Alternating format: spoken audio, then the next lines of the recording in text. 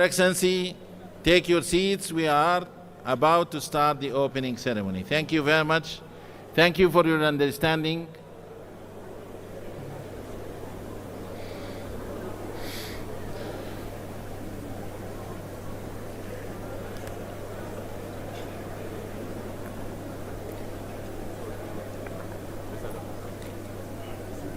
Tell them to bring water and glass.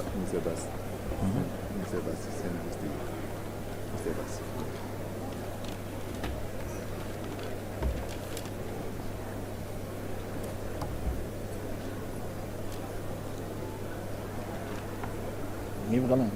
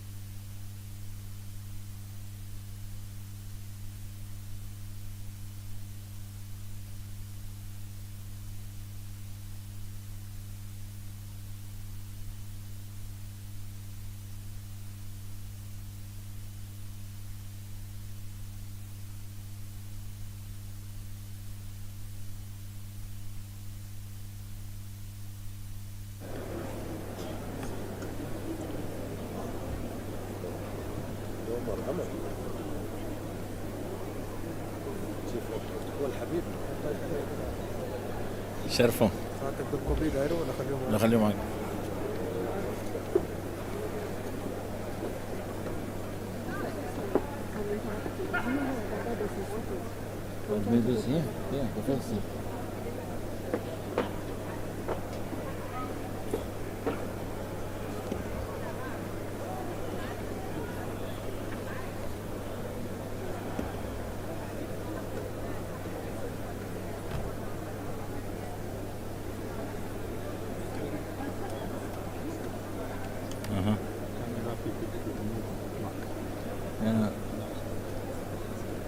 It's full there. Very good. In the back.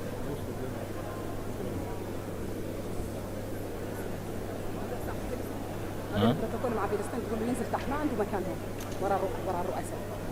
قال الواحد لازم يكون معاه كان هو راجل كبير ما بيقدر يمشي الاخوات.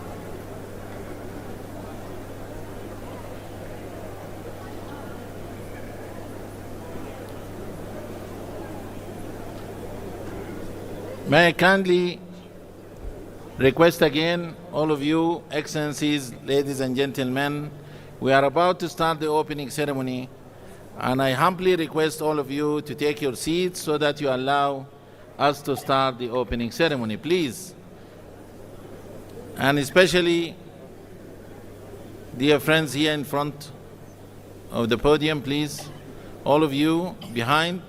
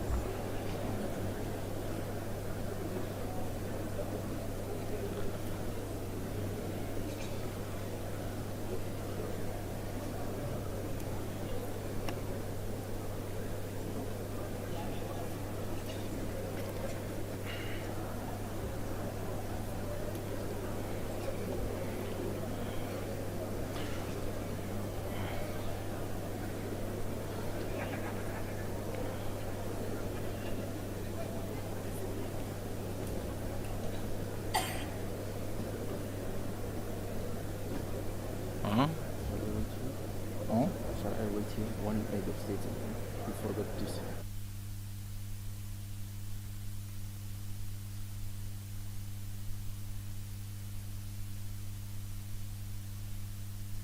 Yeah, okay.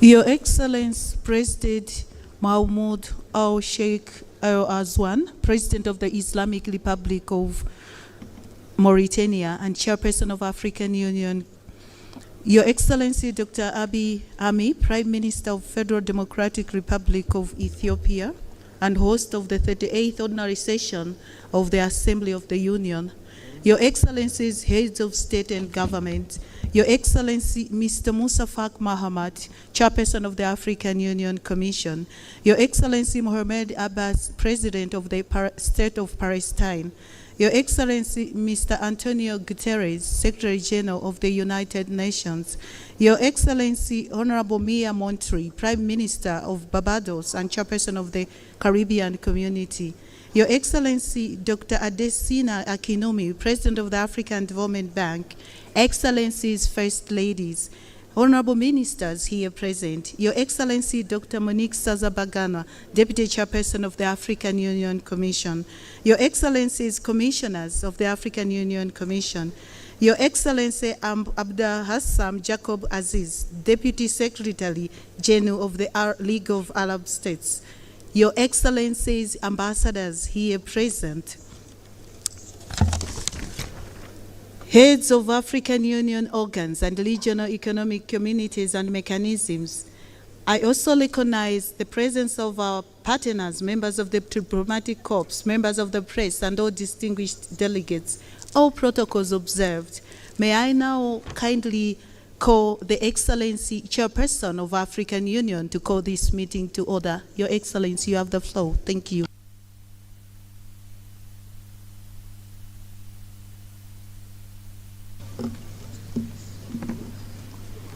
Excellence, Dr. Abiy Ahmed, Premier ministre de la République démocratique d'Éthiopie, notre hôte, honorable chef d'État et de gouvernement, chers collègues,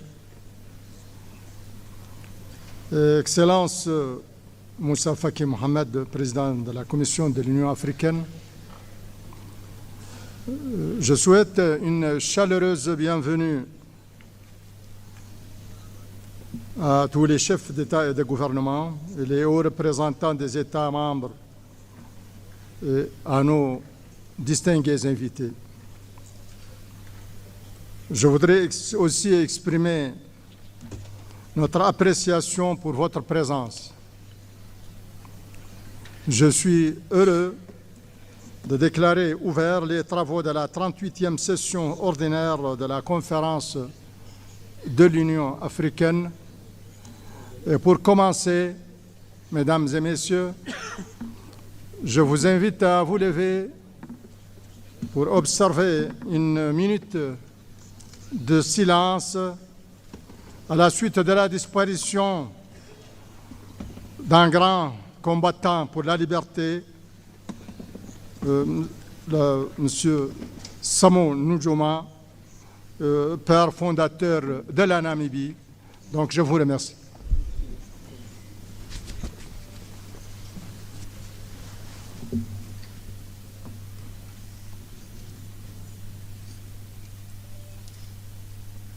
Merci.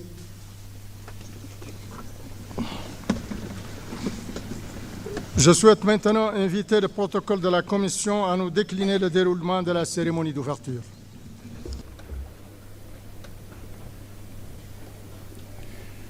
Thank you, Your Excellency. Bismillah ar-Rahman ar-Rahim. Excellencies, ladies and gentlemen, may I humbly call all of you to rise for the African Union anthem.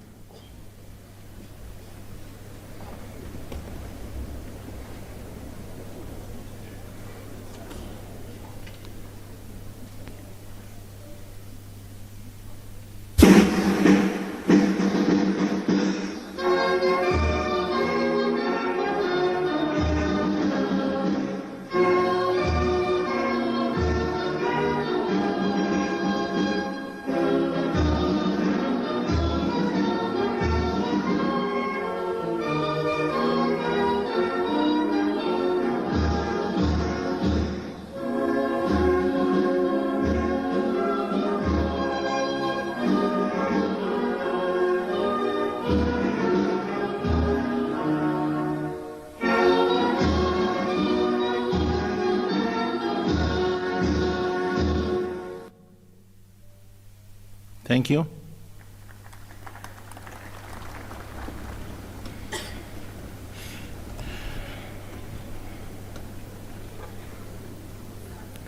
Your Excellency Muhammad Wil Sheikh Al Ghazwani, President of the Islamic Republic of Mauritania and Chairperson of the African Union. Your Excellency Dr. Abiy Ahmed, Prime Minister of the Federal Democratic Republic of Ethiopia. Your Excellencies, Heads of States and Governments of African Union Member States. Your Excellency Musa Faki Mohammed, Chairperson of the African Union Commission. Your Excellency Mr. Mahmoud Abbas Abu Mazin, President of the State of Palestine. Your Excellency Antonio Guterres, Secretary General of the United Nations. Your Excellency Maya Moore Motley, Prime Minister of Barbados. Your Excellencies, distinguished former presidents here present, Honorable First Ladies here present, Your Excellencies, Honorable Ministers, Your Excellency Dr. Monique Nzanza Baganwa, the Deputy Chairperson of the African Union Commission, Excellencies, Commissioners, and all the leadership of the Commission, Excellencies, Ambassadors, members of the Permanent Representatives Committee, Your Excellency Mina Wamakela, Secretary General of the African Continental Free Trade Area, AFCFTA, Your Excellency Madame Nardos Bekele Thomas, Chief Executive Officer of the African Union Development Agency, AUDA-NIPAD, Your Excellency Dr. Jan Kaseya, Director General of the Africa CDC, Your Excellency Ambassador Marie-Antoinette Roscatre, Chief Executive Officer of the African Peer Review Mechanism, APRM, Your Excellency Dr. Nkosazana Dlamini Zuma, Minister of Cooperative Governance and Traditional Affairs of the Republic of South Africa, former Chairperson of the African Union Commission, Your Excellencies, Heads of United Nations specialized agencies and international organizations here present, سعادة نائب الأمين العام لجامعة الدول العربية ممثل الأمين العام، Your Excellency Luis Moshikiu Abo, Secretary General of the International Organization of La Francophonie, Your Excellency Dr. Warkena Yibihu, Executive Secretary of the Intergovernmental Authority on Development, IGAD, Your Excellencies, Heads of COMISA, ECOWAS, SINSAT, EAC, ECAS, SADC, and UMMA, Your Excellency Dr. Akinwumi Adesina, President of the African Development Bank Group, a strong believer of the African development and prosperity, Your Excellencies Dr. Benedict Oki Orama, President of the Afri-Exim Bank, Your Excellency Dr. Sidi Wildeta, President of the Arab Bank for Economic Development in Africa, BADIA, معالي الشيخ شخبوط نهيان آل نهيان، وزير الدولة بدولة الإمارات العربية المتحدة، Excellencies, Permanent Observer Representatives to the African Union, and Excellencies, representatives of our partners to the African Union, all protocol observed, members of the press, a very good morning to you all. It gives me immense honor and pleasure to welcome you all to the opening ceremony of the 38th Ordinary Session of the AU Assembly of Heads of States and Governments being held today at the Nelson Mandela Hall, the African Union headquarters in Addis Ababa, the capital of Africa. Addis Ababa, a vibrant city that has been at the heart of the Pan-African diplomacy and multilateralism, stands as a symbol of Africa's unity and progress. As a host nation of the African Union, Ethiopia plays a crucial role in fostering continental dialogue and advancing African integration. Your Excellencies, ladies and gentlemen, the 38th Ordinary Session of the Assembly of Heads of States and Governments of the African Union holds significant importance as it will oversee the elections of the Chairperson and the Deputy Chairperson of the African Union Commission. Over the past years, the African Union has made remarkable progress in conflict resolution, mediation, and peacekeeping efforts, contributing to greater stability across the continent. Economic transformation has been further strengthened through the African Continental Free Trade Area and accession to the G20, contributing towards the implementation of Agenda 2063. The Africa we want. Excellencies, ladies and gentlemen, having said so, the program of today's opening ceremony will stand as follows. We will have a statement by His Excellency Dr. Abiy Ahmed, Prime Minister of the Federal Democratic Republic of Ethiopia, followed by a statement by His Excellency Musa Faki Mohammed, Chairperson of the African Union Commission, following which a statement by His Excellency Antonio Guterres, Secretary General of the United Nations. We shall then have a statement by His Excellency Mahmoud Abbas, President of the State of Palestine. Then His Excellency Mahmoud will Sheikh Al-Ghazwani, President of the Islamic Republic of Mauritania and Chairperson of the African Union, will make his opening remarks. Immediately after that, we will call the Dean of African Ambassadors in Ethiopia to introduce the new Bureau, members of the African Union Assembly, following which we shall have the handover ceremony for the Chairperson of the African Union. Then we will go to the launch of the African Union theme of the year, Justice for Africans and People of African Descent through Reparations. Without any further ado, I have the great honor and privilege to invite His Excellency Dr. Abiy Ahmed, Prime Minister of the Federal Democratic Republic of Ethiopia, to deliver his statement. Your Excellency, the floor is yours. Your Excellency.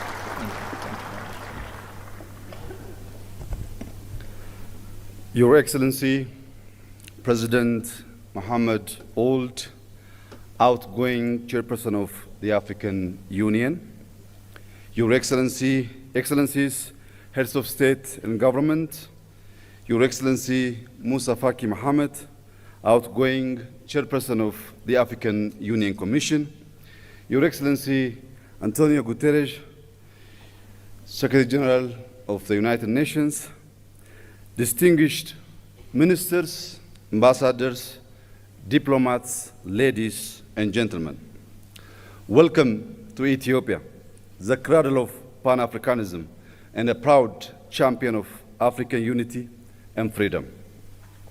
It is an honor to stand before you today as we reflect on the immense potential we hold, not just as individual nations, but as a united and dynamic continent. In a world marked by rapid change and multiple challenges, we find ourselves at a crossroads of uncertainty and opportunity. This moment calls upon us to strengthen our collective resolve, embrace resilience, and foster unity across Africa. The theme for this year's assembly calls on us to heal the scars of historical injustice and overcome lingering trauma that has long hindered our progress. The demand for reparations is not about charity or financial aid. It is a call for justice.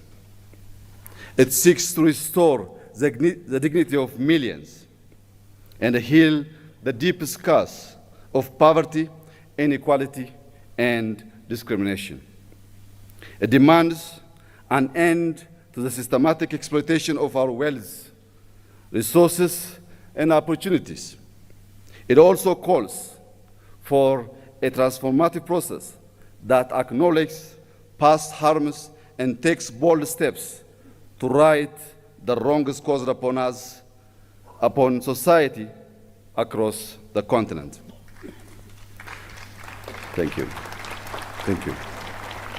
Most importantly, the call for reparations requires not just words, but concrete actions to affirm the equal worth of every human being.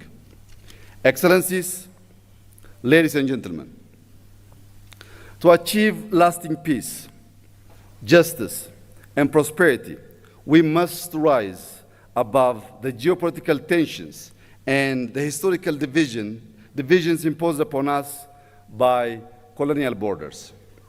By fostering solidarity among all of our nations and embracing a shared destiny, we can pool our resources and talents to unlock our continent's full potential. Africa's cultural, ethnic, and linguistic diversity is a source of pride and strength upon which we must build inclusive governance and equitable development. Conflict resolution, diplomacy, and peace building must remain at the heart of our efforts. By championing African solutions to African challenges, we can secure lasting peace and stability. Let us celebrate our achievements in politics, science, economics, and arts. Strategic initiatives such as the African Continental Free Trade Area give us the tools to boost intra-Africa trade, reduce external dependency, and achieve self-reliance. With Africa's large and dynamic use, abundant natural resources, and growing technological innovations, we have all the means to ensure sustainable growth. The rapid advancement of artificial intelligence, particularly generative AI, offers unprecedented opportunities to transform our economies and societies. By collaborating in AI, fintech, renewable energy, and mobile technology, we can address shared challenges such as climate change, infrastructure gaps, and public health crisis. Africa's rich and diverse data sets are essential for training robust and inclusive AI models. This highlights the importance of African representation in shaping future technologies. However, as we embrace these advancements, it's essential to protect our data sovereignty, prevent digital exploitation, and develop homegrown AI solutions that reflect African values and contexts. As our data sets grow, so must our capacity to harness them for local and global good. When used responsibly, AI can be a powerful tool in conflict prevention, transparent governance, and inclusive development. Africa must actively participate in the global technology race to ensure we are competitive players in the evolving digital landscape, while also ensuring we benefit equitably from this technological revolution. Furthermore, Africa's voice on global issues must grow stronger, ensuring that we have a say in shaping governance frameworks and other much-needed reforms in the global order. By empowering grassroots movements, youth networks, and educational programs focused on digital literacy and technological innovation, we can inspire the next generation. This will ensure Africa stands not just as a beneficiary of a global advancement, but as a key contributor in shaping the future of humanity. Excellencies, the opportunities before us are immense. Ethiopia is determined to prosper, guided by a vision of vibrant democracy, sustainable economic growth, rich cultural heritage, social progress, and a deep commitment to environmental regeneration. To realize this goal, we have laid out a pragmatic roadmap rooted in the transformative principles of Madamar. Madamar, an Amharic term loosely translated as synergy, is our guiding philosophy. It is a homegrown ideology that promotes prosperity, unity, sovereignty, security, and national dignity. At its core, Madamar encourages social and economic advancement, celebrates diversity, and nurtures a spirit of community grounded in Ethiopia's rich culture, spirituality, and values. Reflecting on the progress of the past 5 years and building on the vision of Madamar, Ethiopia has made remarkable strides. Despite inheriting a nation deeply divided along ethnic lines, burdened by substantial debt, and facing numerous internal challenges, we have moved forward with determination. At the same time, we navigated a complex and ever-changing regional and international landscape. Yet, through resilience and cooperation, we continue to move closer to the realization of our shared vision of prosperity. Our achievements speak for themselves. Allow me to share a few highlights. We have reformed our political system, transforming into an inclusive multi-party framework that reflects the diversity of our nation. To deepen these reforms and foster cohesion, reconciliation, and peace, we are undertaking a national dialogue. On the economic front, we have built a resilient and diverse economy. Over the past 5 years, we have doubled our cultivated land, increasing crop production to nearly 700 million quintals, with the wheat accounting for 40% of this total. These efforts have strengthened food security and driven rural development. Today, Ethiopia is the largest wheat producer in Africa.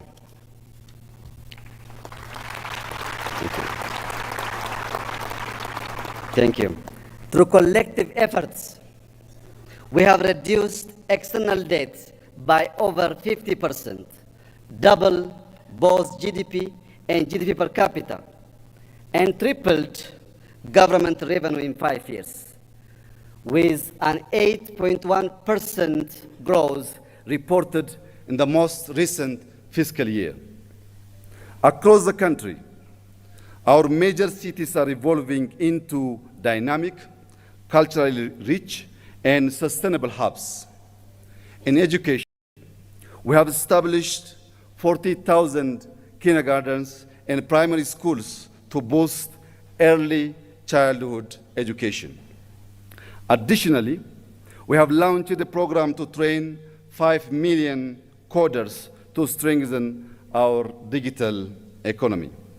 Furthermore, we strive to honor our heritage by restoring national sites, developing tourist destinations, and reclaiming cultural artifacts, fulfilling our duty as the guardians of our nation's treasures.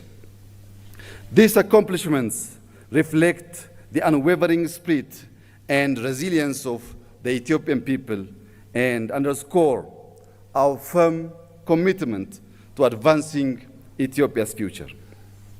With its focus on unity, cooperation, innovation, and shared progress, Maddamar can serve as a guiding framework for our Pan-African agenda. By embracing its principles, we can forge a path toward a more just, equitable, and prosperous future for all Africans. Excellencies, ladies and gentlemen, let us march forward with determination, harnessing the limitless potential of our continent and its people. The time is now to claim our future, build a legacy of equality and prosperity, and secure dignity for all. Let us be the generation that unites the continent and our diaspora in a shared vision of justice, prosperity, and peace. To conclude, I thank our outgoing chairperson, President Mohammed Ould, for his leadership and representing our organization on the global stage.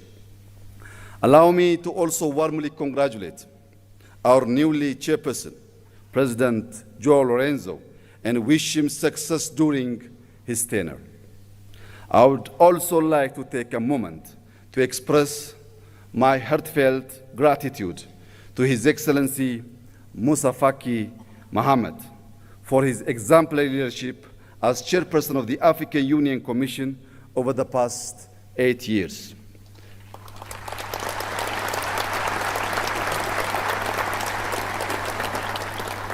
Throughout his tenure, His Excellency Musa Faki has shown unwavering commitment to Africa's development, peace, and integration, significantly strengthening the African Union's role in addressing the continent's challenge. I also extend my sincere thanks to him for being a steadfast friend of Ethiopia, supporting us not only during our times of success, but also in our moments of difficulty. Thank you, my brother.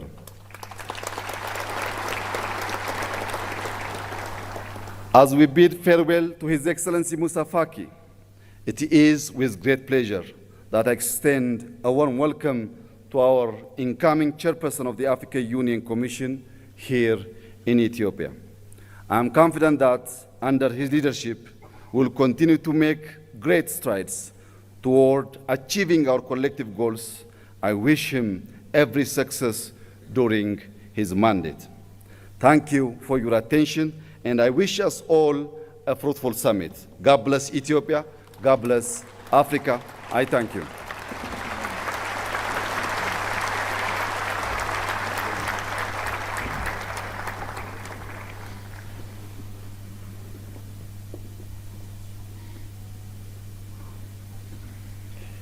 Thank you, Your Excellency, for your statement, and thank you for the generous hospitality extended to our Excellencies, heads of states and governments, as well as distinguished delegates. Thank you. And now allow me to invite with great honor and pleasure His Excellency Musa Faki Mohammed, Chairperson of the African Union Commission, to deliver his statement. Your Excellency.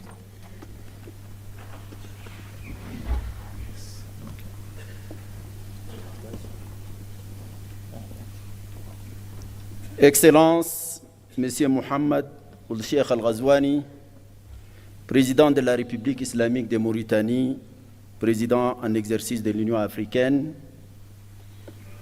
Excellence Dr Abiy Ahmed, Premier ministre de la République d'Éthiopie, Excellences, Mesdames et Messieurs les chefs d'État, de gouvernement et de délégation, Excellences, Monsieur Mahmoud Abbas, président de l'État de Palestine, ma très chère sœur amie Mia, Premier ministre de Barbados, Excellence Monsieur Antonio Guterres, secrétaire général des Nations Unies, Mesdames et Messieurs les ministres, Docteur Nkosazana Zuma, ancienne présidente de la Commission de l'Union africaine, Madame la vice-présidente, Mesdames et Messieurs les commissaires, Mesdames et Messieurs les secrétaires généraux et exécutifs des communautés économiques régionales et mécanismes régionaux, Mesdames et Messieurs les chefs exécutifs des organes et institutions spécialisées de l'Union africaine, Mesdames et Messieurs les chefs des missions diplomatiques, distingués invités, Mesdames et Messieurs. C'est à la fois avec un grand honneur et un immense plaisir que je m'adresse à vous aujourd'hui pour la dernière fois en ma qualité de président de la Commission de l'Union africaine. Je voudrais tout d'abord, puisque nous sommes encore au début de l'année nouvelle 2025, présenter à vos excellences, vos familles et vos peuples, au nom de tous les personnels de l'Union africaine, mes meilleurs vœux de santé, de prospérité et de succès. Je voudrais aussi exprimer mes sincères remerciements aux présidents en exercice avec lesquels j'ai successivement travaillé ces 8 dernières années. J'ai nommé dans l'ordre de leur présidence Alpha Condé, Paul Kagame, Abdel Fattah al-Sisi, Cyril Ramaphosa, Antoine Félix Tshisekedi, Macky Sall, Azali Assoumani et Mohamed Ould-Cheikh Al-Ghazouani. En cet instant de remembrance, je ne peux oublier le président Idriss Déby Itno, paix à son âme, qui, en africaniste convaincu, a eu l'initiative de ma candidature à la tête de la Commission et qui s'est investi sans compter pour un tel destin pour moi. Sa mort tragique a été ma plus atroce douleur de ce double mandat.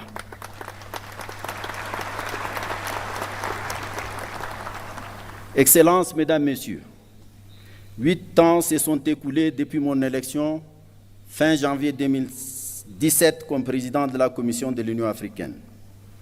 En ce moment chargé d'historicité, de signification et de symboles, je voudrais m'acquitter du devoir moral de vous présenter les grandes lignes du bilan de ce double mandat. Grâce à ces parcours, je me suis profondément imprégné à la fois de ce qui fait la grandeur et le rêve de notre futur que d'écouter et de donner corps aux aspirations de notre jeunesse, nos concitoyens et notre diaspora. Monsieur le Président, Mesdames et Messieurs, je quitte définitivement mes fonctions dans quelques jours. J'avoue que je me sens envahi par un doux sentiment de liberté qui motive your leadership in strengthening the African Union-United Nations partnership. Thank you. السيدات والسادة أصحاب الفخامة والمعالي، يسعدني ويشرفني أن أرحب اليوم بفخامة السيد الرئيس محمود عباس أبو مازن رئيس دولة فلسطين، فلتتفضلوا مشكورين بإلقاء كلمتكم.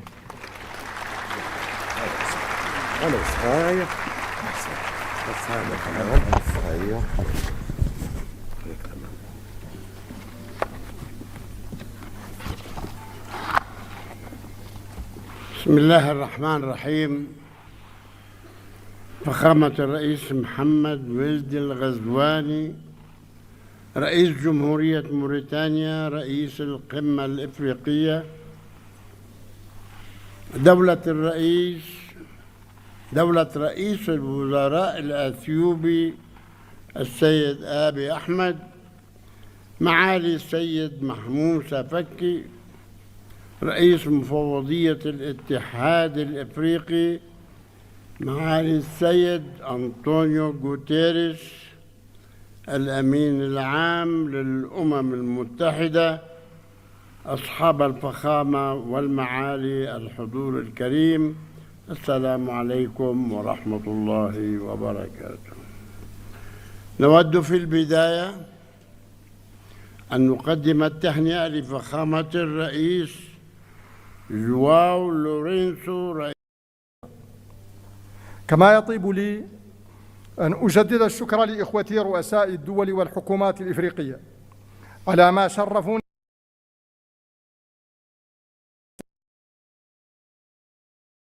منحوني إياهم خلال تأديتي لهذه المهمة الجليلة، وأتوجه بنفس الشكر الجزيل إلى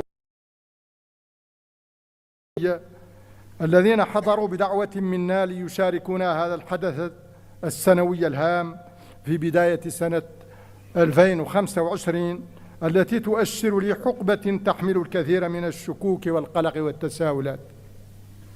أصحاب الفخامة والمعالي، أيها السادة والسيدات، لقد صادف تشرفنا باستلام الرئاسة الدورية للاتحاد الإفريقي ظرفاً دولياً وقارياً بالغ الحساسية والصعوبة، لكنه في الوقت ذاته صادف اعتماد خطتنا العشرية الثانية في سياق تنفيذ أجندة 2063، والتي تمثل الإطار العام للخطط التنموية متوسطة المدى للدول الأعضاء والمجموعات الاقتصادية الإقليمية ومختلف أجهزة الاتحاد الإفريقي. وفي اعتماد هذه الخطة العشرية دلالة جلية على صلابة إرادتنا المشتركة في تحقيق تطلعات شعوبنا إلى قيام إفريقيا التي نريدها جميعاً مهما كثرت العوائق ومهما عظمت التحديات، وإنها بحق لعظيمة. وقد كنت أوان تسلم قيادة الاتحاد الإفريقي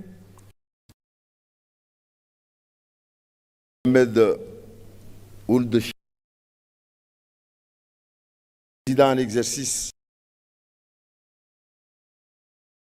et président de la République islamique de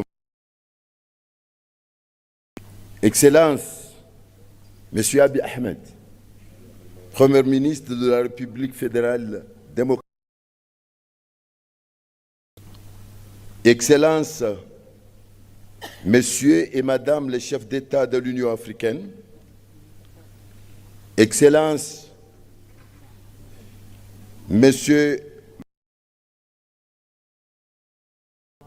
de l'État de la Palestine, Excellence,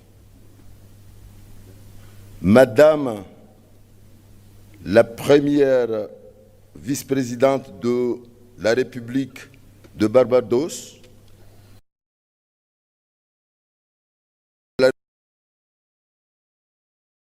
Excellence,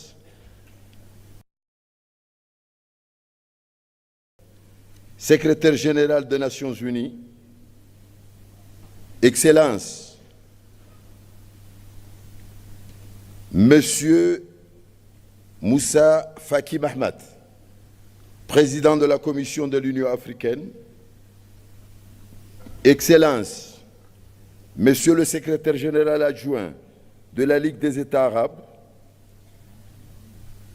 Excellence, Mesdames les chefs des délégations, Excellence, représentants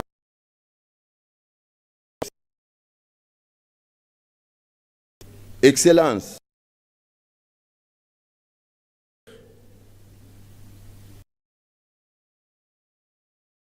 les chefs des organes de l'Union africaine, chers invités, à vos rangs et grades.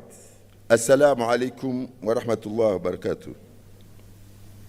J'ai l'insolent honneur de vous présenter le bureau de la conférence pour l'année 2025, conformément à l'article 16 du règlement de la conférence. Le bureau se compose comme suit. Président.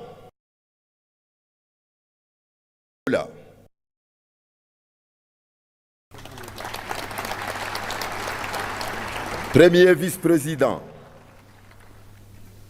la République de Burundi, Afrique centrale. Deuxième vice-président, Afrique de l'Ouest. Troisième vice-président.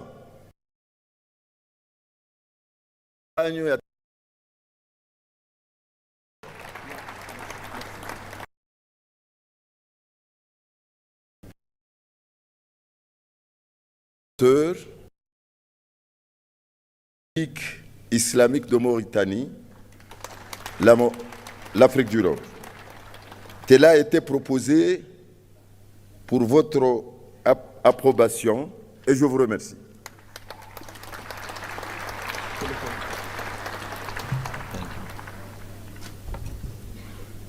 Thank you, Your Excellency, and congratulations for the new elected bureau.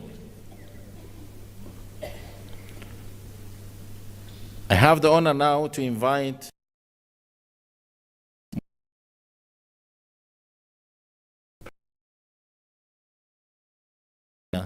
to deliver his hand.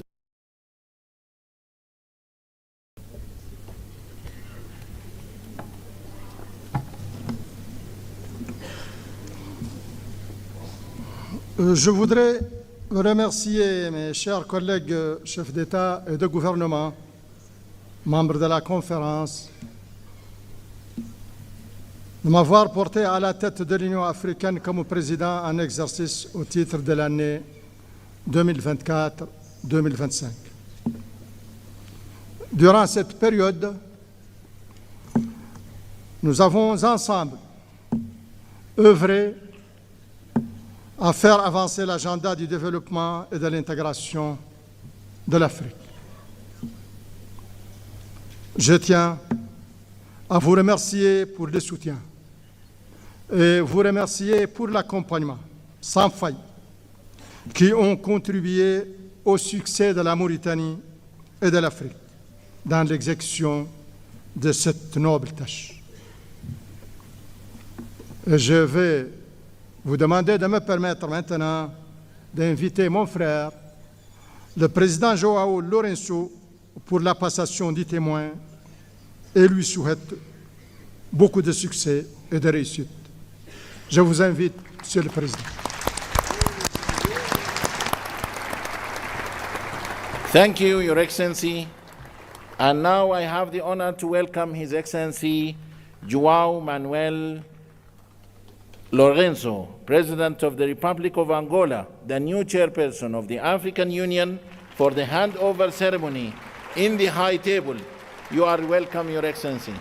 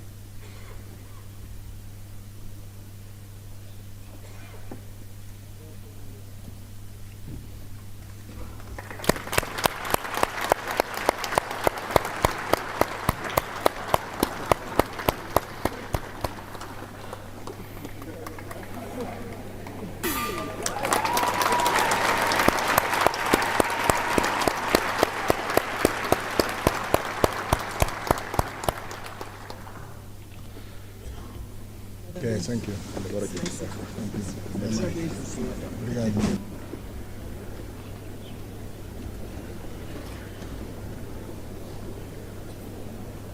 Congratulations, Your Excellency. Allow me now to call His Excellency João Manuel Lourenço, President of the Republic of Angola, Chairperson of the African Union, to deliver his acceptance speech. Your Excellency.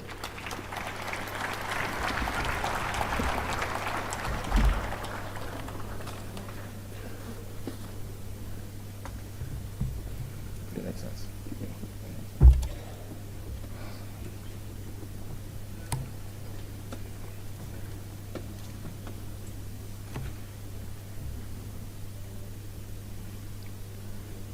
Sua Majestade Swati III do Reino de Swatini, Sua Majestade Letsi III do Reino do Lesoto, Sua Excelência Mohamed Ould Ghazouani, Presidente da República Islâmica da Mauritânia e Presidente cessante da União Africana, Suas Excelências Chefes de Estado e de Governo, Sua Excelência Abiy Ahmed Ali, Primeiro-Ministro da República Democrática Federal da Etiópia e anfitrião da conferência, Sua Excelência António Guterres, Secretário-Geral das Nações Unidas,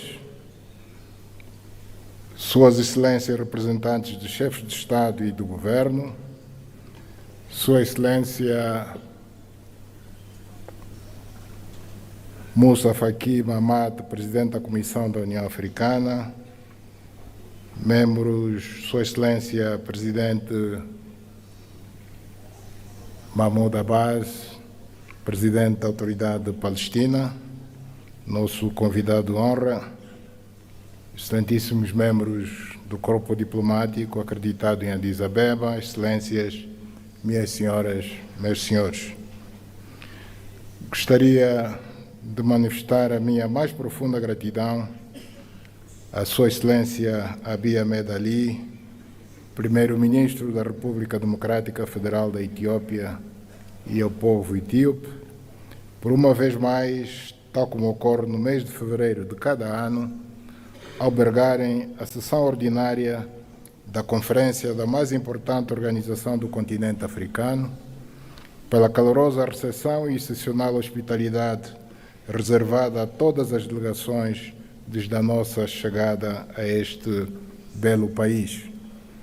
Agradeço igualmente a Sua Excelência Mohamed Ould Ghazouani, Presidente da República Islâmica da Mauritânia e Presidente cessante da União Africana, pela forma notável, dinâmica e proativa com que dirigiu a nossa organização durante este último exercício.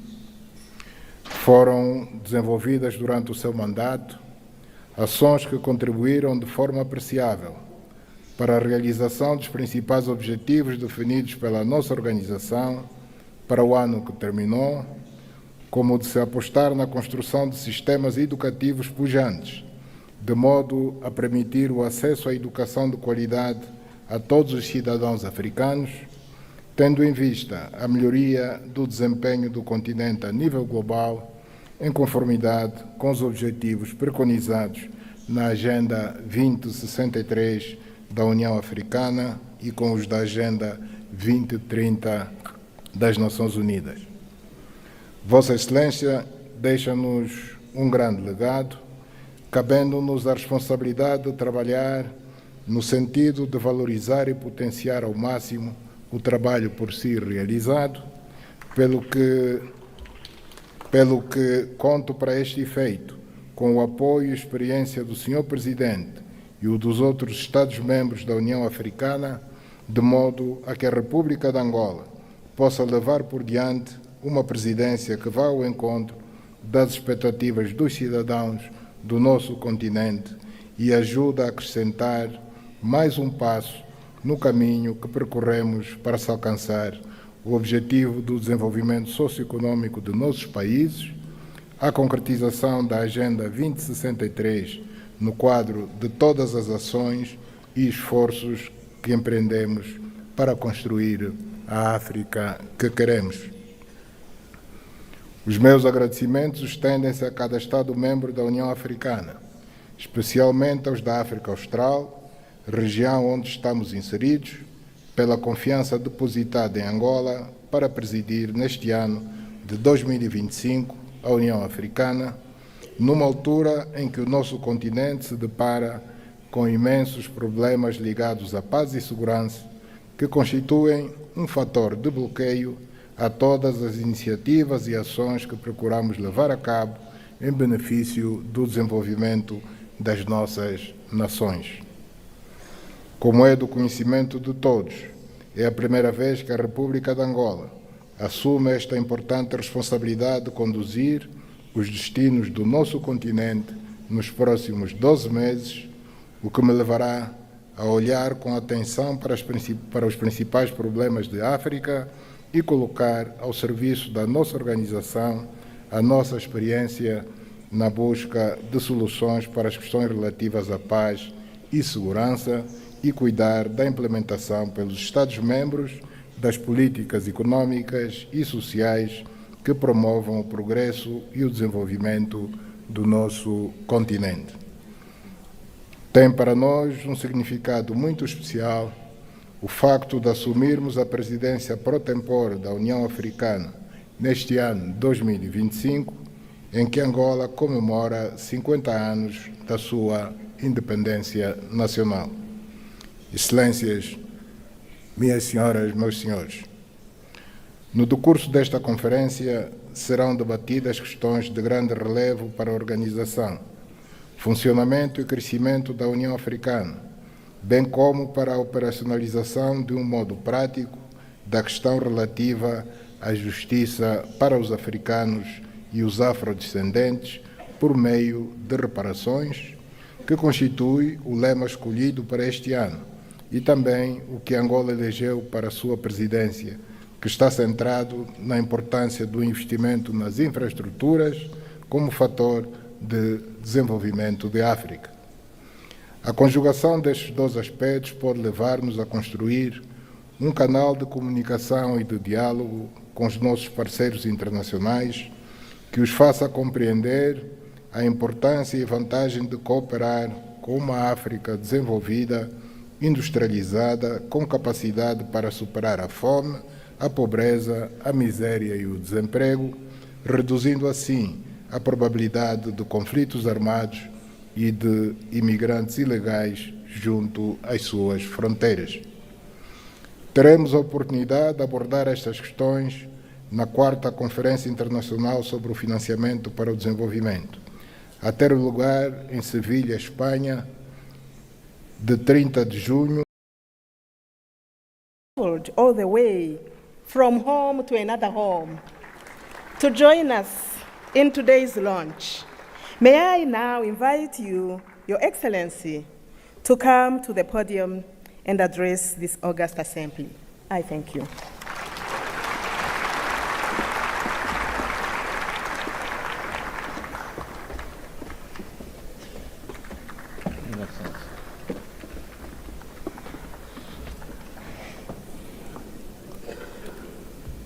Thank you very much, Madam Chairperson.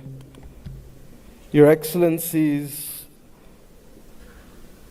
and may I start, Chairperson of the African Union, President of Angola, Your Excellency, Prime Minister of the Federal Democratic Republic of Ethiopia and our host, Dr. Abiy Ahmed, Your Excellency, outgoing Chairperson of the African Union and President of the Islamic Republic of Mauritania, Your Majesties, Your Excellencies, Heads of State and Government of the African Union, and First Ladies present, Your Excellency, the President of the Palestinian Authority, Your Excellency Antonio Guterres, Secretary General of the United Nations, Your Excellency Moussa Faki Mohammed, Chairperson of the African Union Commission, Your Excellencies, former heads of state and heads of government of the African Union, distinguished delegates,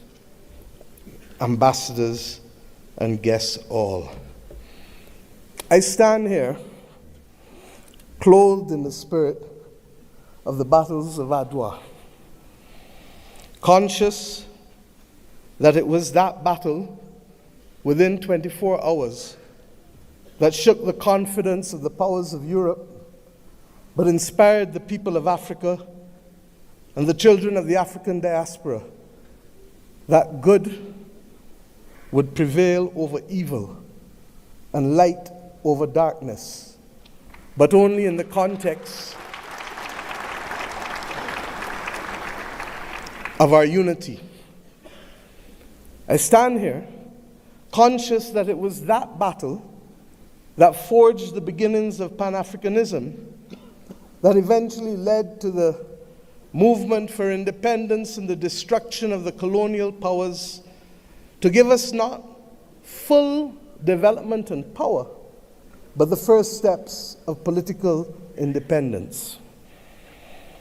I stand here conscious and buffeted by the dreams and works of the great Pan-African pioneers, and conscious that as a children of the Caribbean, we have long dreamt for the moment of unity with our brothers and sisters of Africa, a division that was secured by those whose success and survival depended on separation of us rather than on the ability for us to act as one common people.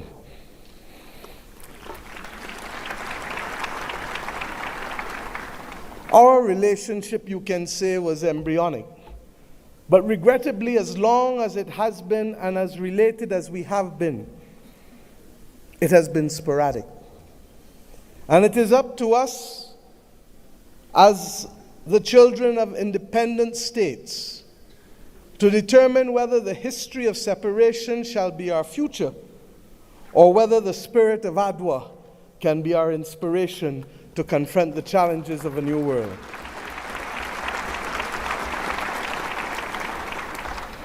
Yes, I stand here as a daughter of Africa.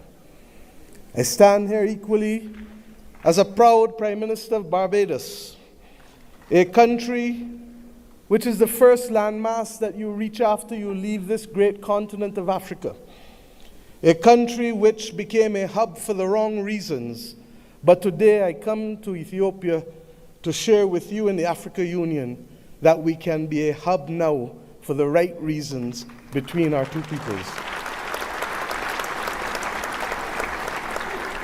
I stand here as the proud chairman of CARICOM, the Caribbean community, recognizing that as a member of the 6th region of Africa, we have come to reclaim our Atlantic destiny.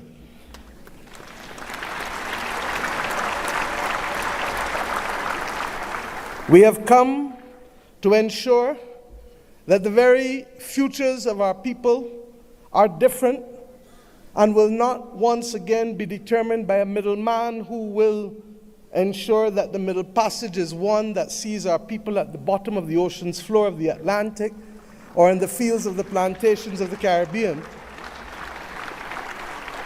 but instead that it will be a future that sees our people, hears our people, feels our people, and that will determine in future that it is we who shall forge the manner in which we cooperate, integrate, and invest, rather than simply being victims of a past history.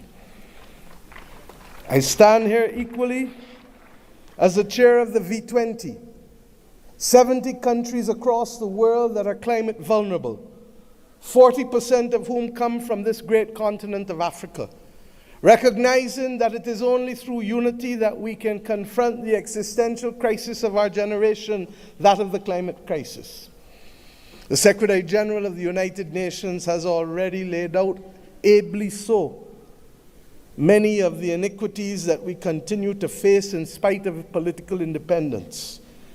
It was His Majesty Haile Selassie who popularized and told us that there shall be no first-class or second-class citizens, words popularized by Bob Marley, learned by all of our people without appropriately recognizing the context in which he spoke and the mission which must be ours for generations until it is achieved.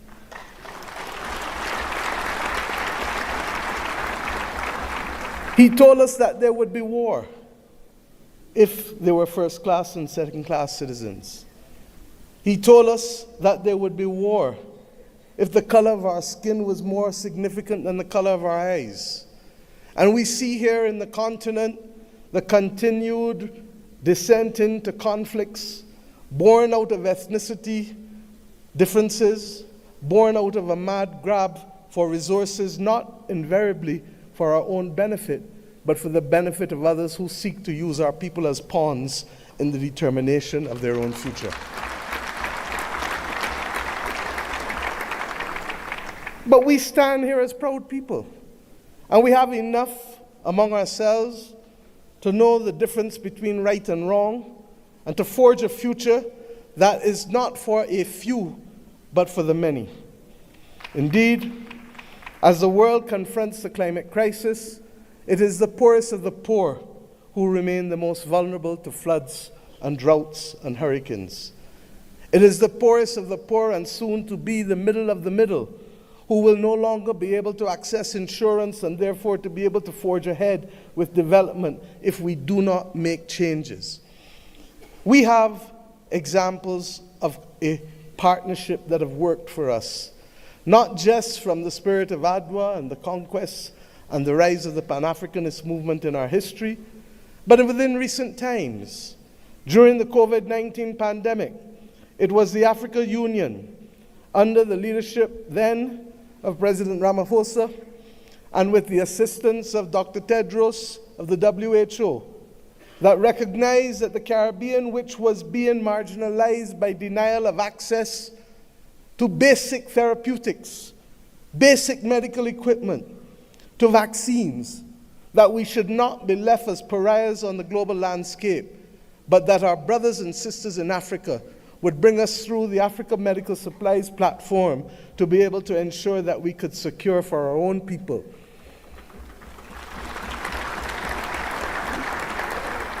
It was with the solidarity of many of you in the African Union that the Bridgetown Initiative has been able to take root and to make a case for a more modern and a fairer system that allows us to be able to access finance and to be able to put in place measures that allow us to be able to pause our repayment of debt during the period of necessity for rebuilding after horrific climatic events.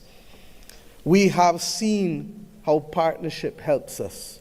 We do not need any more evidence. What is required of us is to lead the way to peace, to prosperity, and to justice.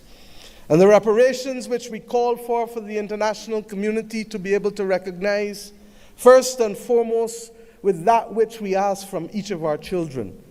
Say sorry. Say sorry, and mean it.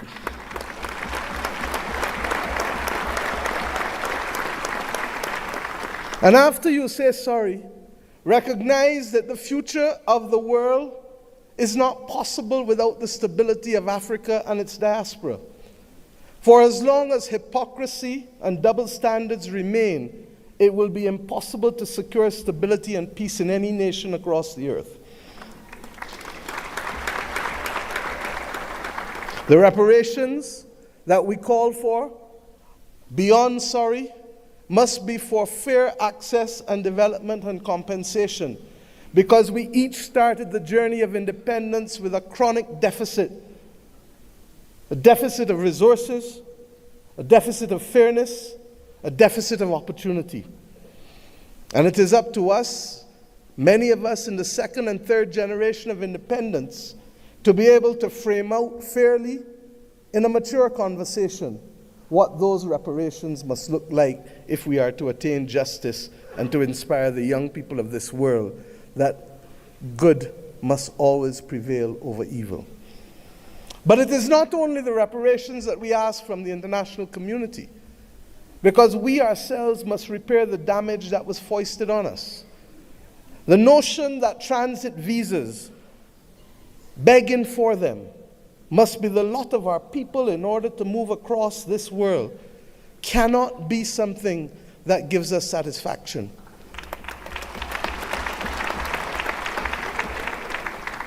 To go east and to go west, we are first forced to go north. It is not right. And it is not beyond the heads of government and heads of state of the region, of the Caribbean community, and of the continent of Africa to determine that we must stop talking about, but simply do what is necessary to build the air bridges and sea bridges to guarantee that we control our destiny.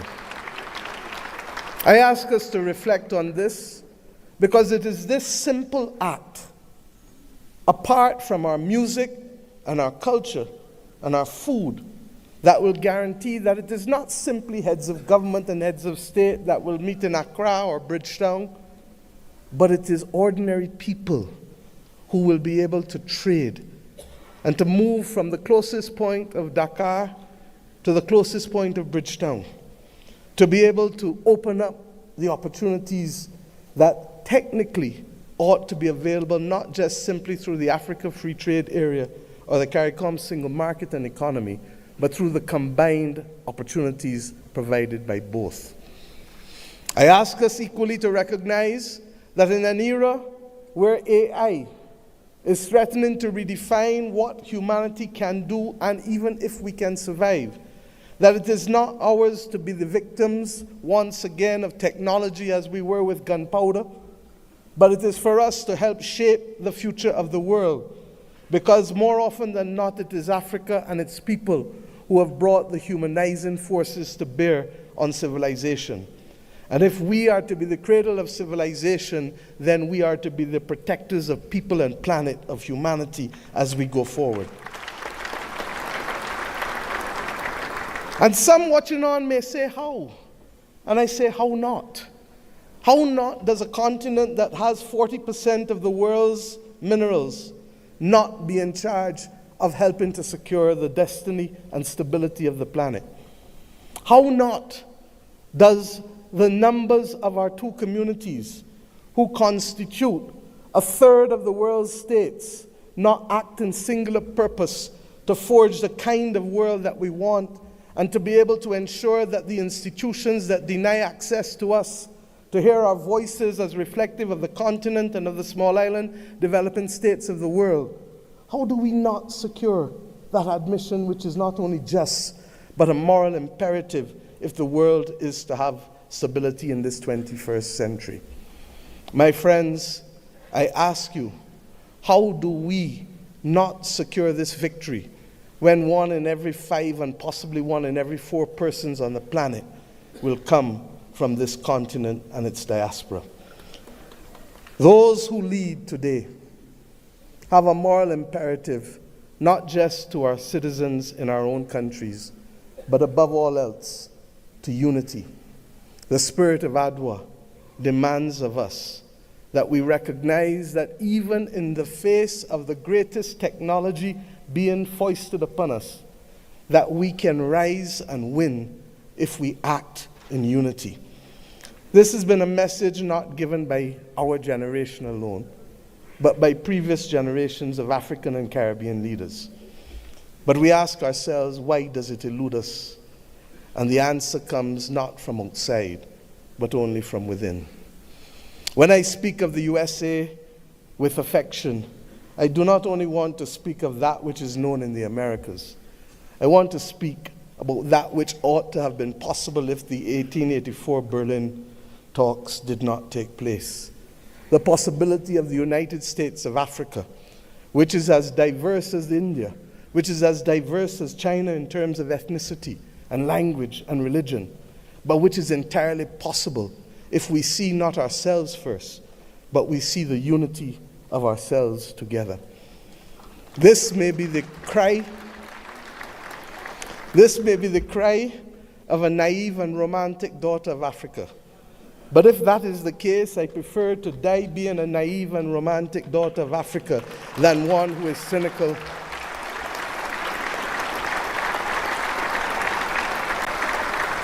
and one who is daunted by the actions and power of others. We know what it is to stand in unity with you to fight apartheid and to fight for the liberation of the peoples of Africa.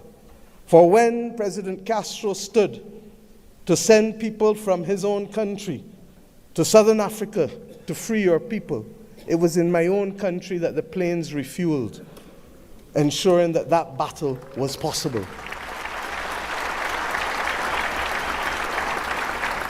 And when 100 years ago, almost, a Barbadian man and woman left our nation and left the United States to come here, Arnold and Mignon Ford, he wrote the anthem and lyrics of the anthem of the United Negro Improvement Association, UNIA, and his wife dared to establish a co-educational school here in Ethiopia, ensuring that boys and girls could receive education in a time and at a time when war was dominating the global landscape. They chose to see light rather than darkness. I ask us today, in tangible terms, that will allow our people to travel, that will allow us to pool our investments to ensure that the people of Africa not be denied the electricity that is so necessary as a platform for participation in the new world. I ask us not only to pool that investment, but to also ensure that we pool our voices, because there is too much division in this world today. There is too much war and there is too much conflict. And we know what precipitates and causes that. If we leave Addis Ababa with the commitment that the world is not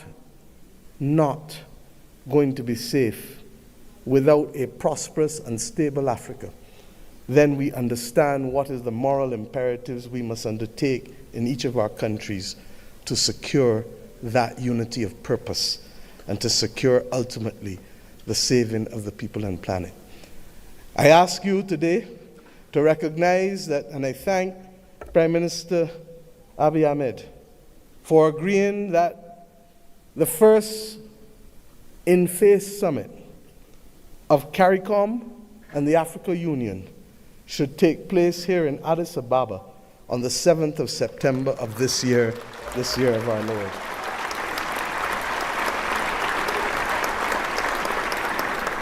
By that simple act, we build on the inaugural summit which took place virtually in 2021. But more important,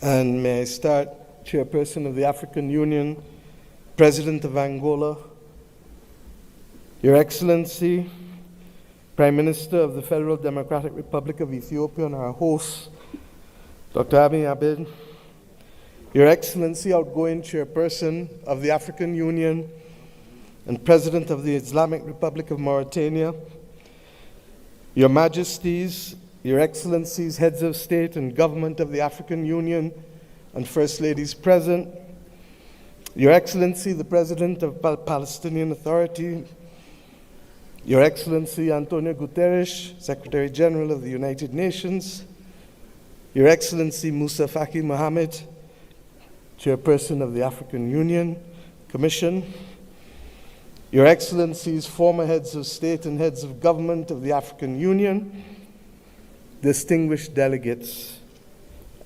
ambassadors, and guests all. I stand here clothed in the spirit of the battles of Adwa, conscious that it was that battle within 24 hours that shook the confidence of the powers of Europe, but inspired the people of Africa and the children of the African diaspora that good would prevail over evil and light over darkness, but only in the context of our unity.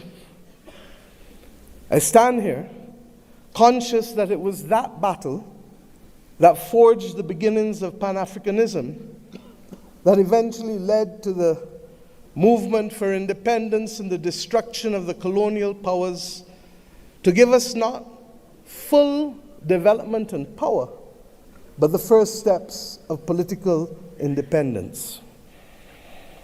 I stand here conscious and buffeted by the dreams and works of the great Pan-African pioneers, and conscious that as a children of the Caribbean, we have long dreamt for the moment of unity with our brothers and sisters of Africa, a division that was secured by those whose success and survival depended on separation of us rather than on the ability for us to act as one common people.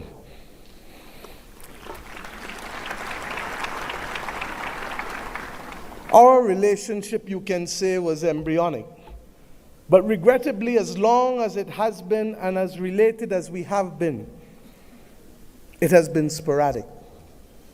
And it is up to us as the children of independent states to determine whether the history of separation shall be our future or whether the spirit of Adwa can be our inspiration to confront the challenges of a new world.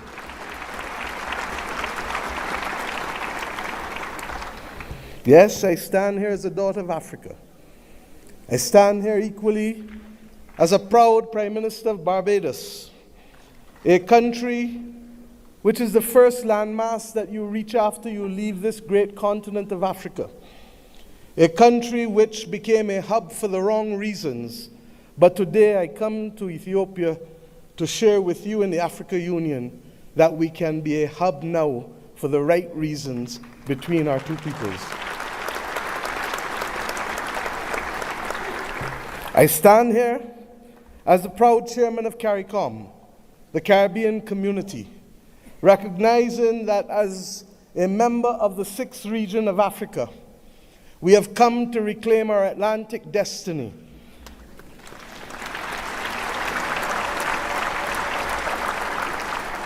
We have come to ensure that the very futures of our people are different and will not once again be determined by a middleman who will ensure that the Middle Passage is one that sees our people at the bottom of the ocean's floor of the Atlantic or in the fields of the plantations of the Caribbean, but instead that it will be a future that sees our people, hears our people, feels our people, and that will determine in future that it is we who shall forge the manner in which we cooperate, integrate, and invest, rather than simply being victims of a past history. I stand here equally as the chair of the V20, 70 countries across the world that are climate vulnerable, 40% of whom come from this great continent of Africa, recognizing that it is only through unity that we can confront the existential crisis of our generation, that of the climate crisis. The Secretary General of the United Nations has already laid out, ably so, many of the iniquities that we continue to face in spite of political independence. It was His Majesty Haile Selassie who popularized and told us that there shall be no first-class or second-class citizens, words popularized by Bob Marley, learned by all of our people without appropriately recognizing the context in which he spoke and the mission which must be ours for generations until it is achieved.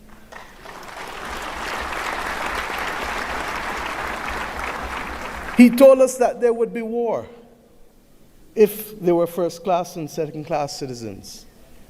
He told us that there would be war if the color of our skin was more significant than the color of our eyes. And we see here in the continent the continued descent into conflicts born out of ethnicity differences, born out of a mad grab for resources, not invariably for our own benefit, but for the benefit of others who seek to use our people as pawns in the determination of their own future.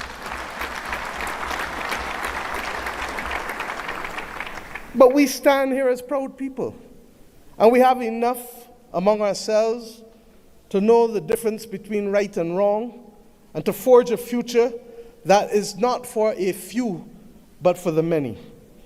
Indeed, as the world confronts the climate crisis, it is the poorest of the poor who remain the most vulnerable to floods and droughts and hurricanes.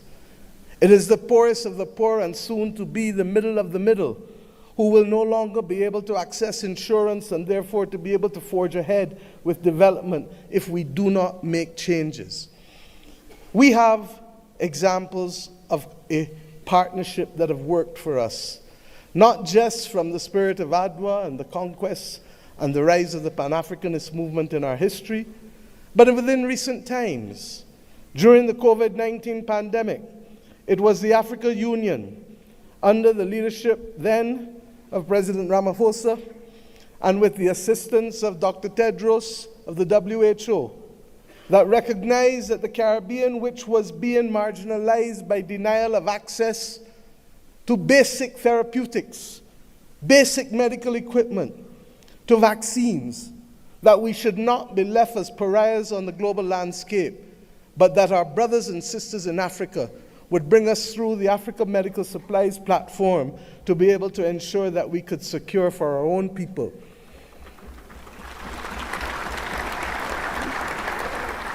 It was with the solidarity of many of you in the Africa Union that the Bridgetown Initiative has been able to take root and to make a case for a more modern and a fairer system that allows us to be able to access finance and to be able to put in place measures that allow us to be able to pause our repayment of debt during the period of necessity for rebuilding after horrific climatic events.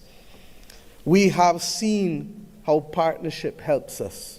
We do not need any more evidence. What is required of us is to lead the way to peace, to prosperity, and to justice. And the reparations which we call for the international community to be able to recognize, first and foremost, with that which we ask from each of our children: say sorry. Say sorry, and mean it.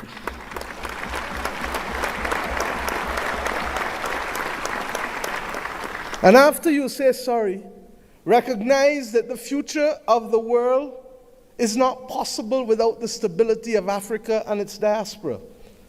For as long as hypocrisy and double standards remain, it will be impossible to secure stability and peace in any nation across the earth. The reparations that we call for, beyond sorry, must be for fair access and development and compensation, because we each started the journey of independence with a chronic deficit. A deficit of resources, a deficit of fairness, a deficit of opportunity.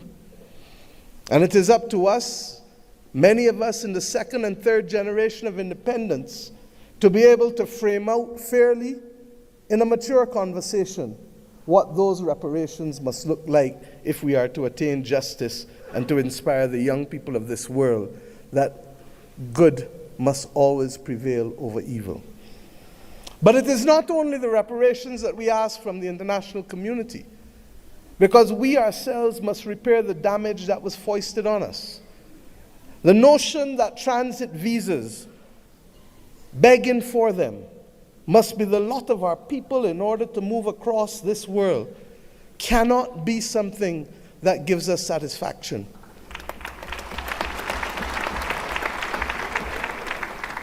To go east and to go west, we are forced to go north. It is not right. And it is not beyond the heads of government and heads of state, of the region, of the Caribbean community, and of the continent of Africa to determine that we must stop talking about, but simply do what is necessary to build the air bridges and sea bridges to guarantee that we control our destiny. I ask us to reflect on this because it is this simple act, apart from our music and our culture and our food, that will guarantee that it is not simply heads of government and heads of state that will meet in Accra or Bridgetown, but it is ordinary people who will be able to trade and to move from the closest point of Dakar to the closest point of Bridgetown, to be able to open up the opportunities that technically ought to be available not just simply through the Africa Free Trade Area or the CARICOM single market and economy, but through the combined opportunities provided by both.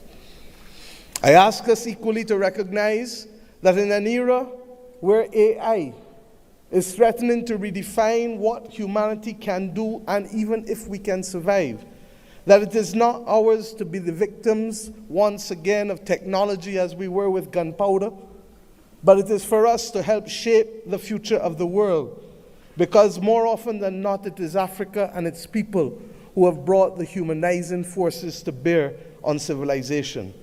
And if we are to be the cradle of civilization, then we are to be the protectors of people and planet, of humanity, as we go forward. And some watching on may say, how? And I say, how not? How not does a continent that has 40% of the world's minerals not be in charge of helping to secure the destiny and stability of the planet? How not does the numbers of our two communities, who constitute a third of the world's states, not act in singular purpose to forge the kind of world that we want and to be able to ensure that the institutions that deny access to us, to hear our voices as reflective of the continent and of the small island developing states of the world, how do we not secure that admission, which is not only just, but a moral imperative if the world is to have stability in this 21st century? My friends, I ask you, how do we not secure this victory when 1 in every 5 and possibly 1 in every 4 persons on the planet will come from this continent and its diaspora? Those who lead today have a moral imperative, not just to our citizens in our own countries, but above all else, to unity. The spirit of Adwa demands of us that we recognize that even in the face of the greatest technology being foisted upon us, that we can rise and win if we act in unity. This has been a message not given by our generation alone, but by previous generations of African and Caribbean leaders. But we ask ourselves, why does it elude us? And the answer comes not from outside, but only from within.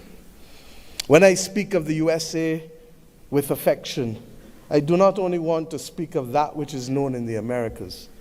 I want to speak about that which ought to have been possible if the 1884 Berlin talks did not take place. The possibility of the United States of Africa, which is as diverse as India, which is as diverse as China in terms of ethnicity and language and religion, but which is entirely possible if we see not ourselves first, but we see the unity of ourselves together. This may be the cry of a naive and romantic daughter of Africa. But if that is the case, I prefer to die being a naive and romantic daughter of Africa than one who is cynical